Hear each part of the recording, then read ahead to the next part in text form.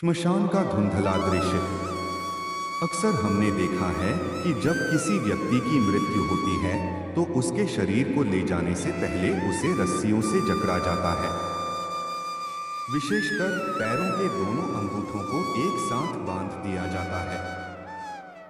देखने में यह एक साधारण परंपरा लगती है, लेकिन क्या आपने कभी सोचा है कि एक निर्जीव शरीर जो न हिल सकता है न विरोध कर सकता है, उसे किसी कैदी की तरह क्यों बांधा जाता है?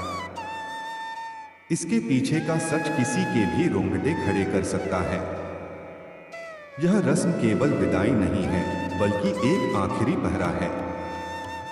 यह पहरा उस खाली पड़े शरीर के लिए है जिसे उसकी आत्मा छोड़ चुकी है।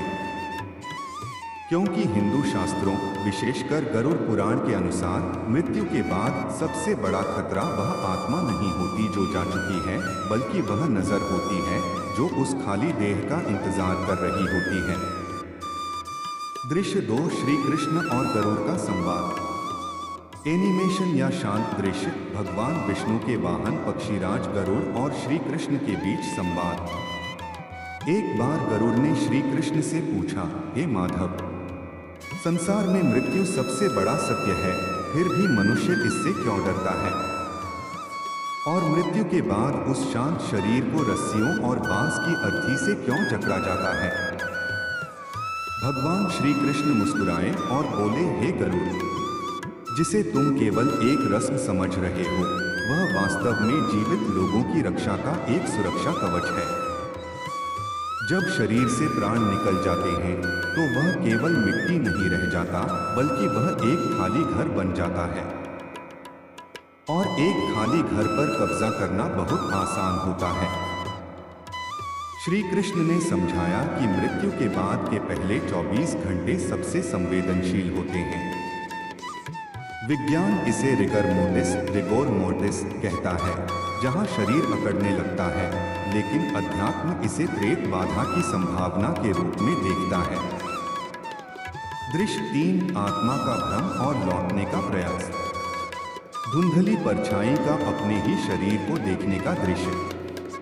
मृत्यु के तुरंत बाद आत्मा को यह एहसास ही नहीं होता कि उसका शरीर मर चुका है। वह एक गहरे स्वप्न की स्थिति में होती है। वह अपने परिजनों को रोते हुए देखती है, उन्हें पुकारती है, उन्हें छूने की कोशिश करती है, लेकिन उसकी आवाज कोई नहीं सुन पाता। जब उसे यह एहसास होता है कि उसका भौतिक संबंध टूट चुका है, तो वह अत्यंत व्याकुल हो जाती है। उसका अपने शरीर के प्रति मोह इतना प्रबल होता है कि वह दोबारा उस निष्प्राण देह में प्रवेश करने का प्रयास करती है। अंगूठे बांधने का रहस्य। योग शास्त्र के अनुसार शरीर में 72,000 नाड़ियां होती हैं, जिनमें प्राण ऊर्जा प्रवाहित होती है। पैरों के अंगूठों को बांधना उस ऊर्जा सर्किट को शॉर्ट लॉक करने जैसा है। यह आत्मा को एक कड़ा संदेश देता है कि यह द्वार अब बंद हो चुका है, यह शरीर अब तुम्हारे रहने योग्य नहीं रहा। दृश्य 4, अदृश्य शक्तियों का खतरा, परकाया प्रवेश। हवा में तैरती काली परछाइयों का चित्रण, श्मशान का वातावरण। लेकिन खतरा केवल पुरानी आत्मा के लौटने का नहीं है। गरुड़ पुराण के प्रेत कल्प अध्याय में एक डरावनी चेतावनी दी गई है।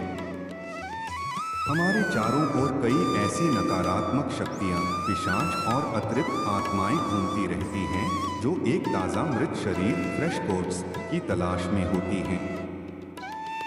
शास्त्रों में इसे परकाया प्रवेश कहा गया है। यदि शव को खुला छोड़ दिया जाए तो कोई बाहरी बुरी शक्ति उस खाली शरीर पर कब्जा कर सकती है। इतिहास और लोक कथाओं में ऐसी कई घटनाएं हैं जहां मृत शरीर अचानक अजीब हरकतें करने लगा या हिंसक हो गया। शव को सुतली या नारियल की रस्सी से बांधना और बांस, जो नकारात्मकता को सोखता है, का उपयोग करना वास्तव में उस देह को सील करने की एक तांत्रिक प्रक्रिया है।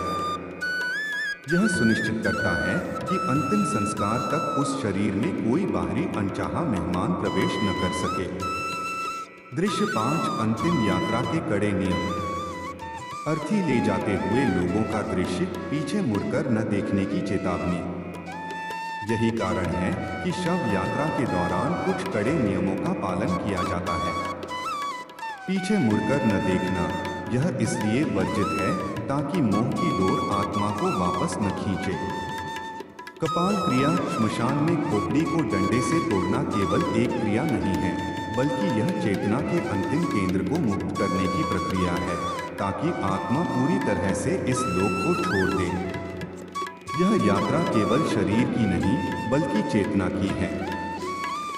जिसे हम खौफनाक समझते हैं, वह वास्तव में प्रकृति की एक व्यवस्था है, ताकि सृजन का चक्र चलता रहे। दृश्य 6 निष्कर्ष। शांतिपूर्ण संगीत, सूर्यास्त का दृश्य। अंत में श्री कृष्ण गरुड़ से कहते हैं, हे गरुड़, मृत्यु अंत नहीं बल्कि एक बदलाव है।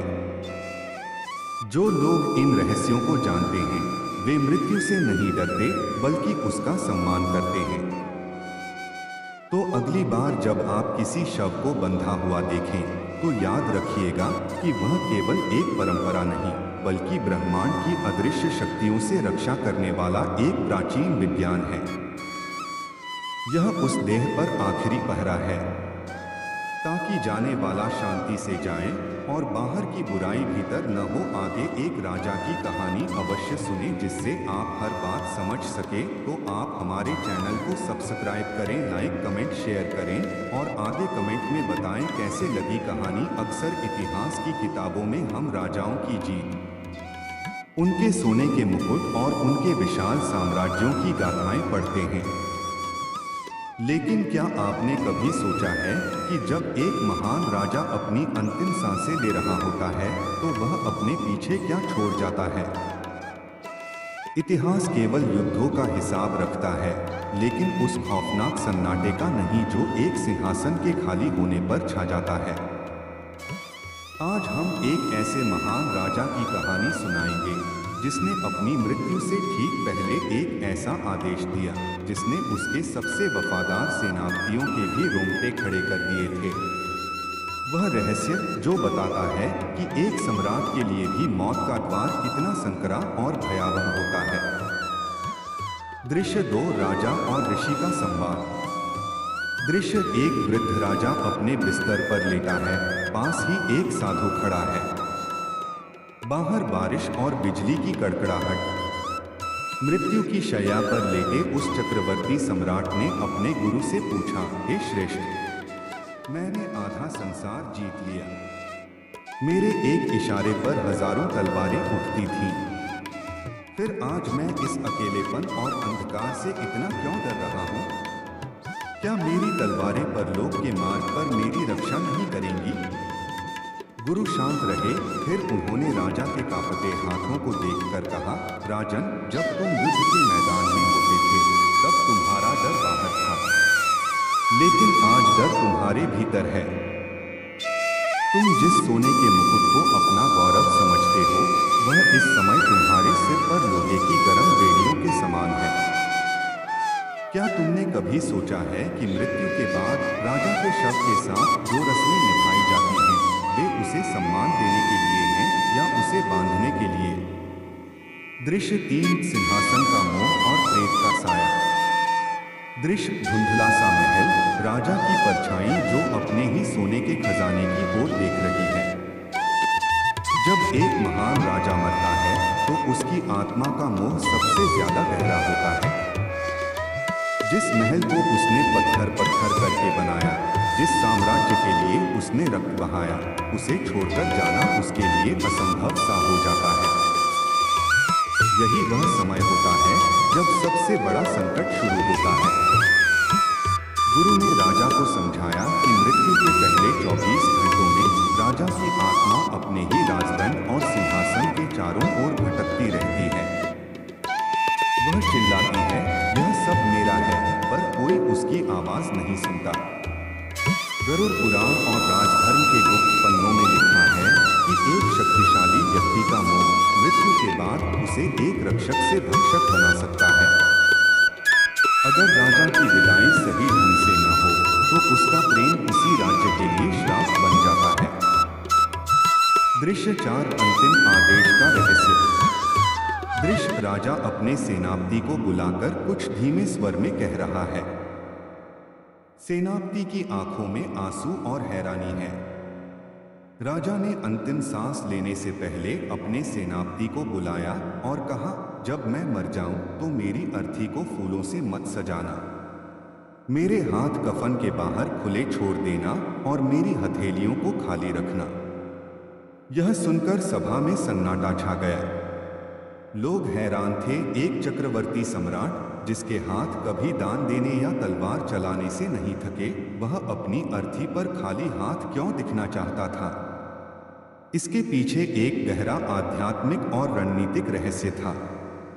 राजा यह संदेश देना चाहता था कि जिस शरीर ने पूरी दुनिया जीती, वह अंत में एक दिन का भी साथ नहीं ले जा सकता।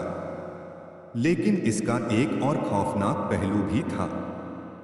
तंत्र विज्ञान कहता है कि राजाओं के शवों के साथ विशेष सुरक्षा सूत्र बांधे जाते थे ताकि उनकी राजसी ऊर्जा का कोई तांत्रिक या नकारात्मक शक्ति दुरुपयोग न कर सके।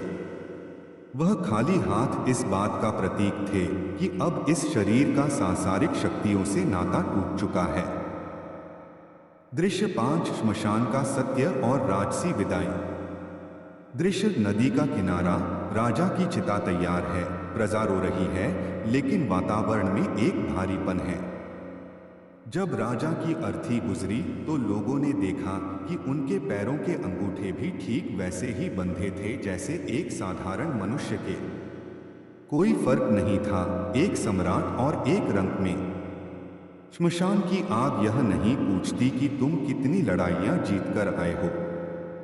वहां जो कपाल क्रिया की गई वह केवल एक रस्म नहीं थी, वह उस महान अहंकार का अंत था जिसने कभी झुकना नहीं सीखा था।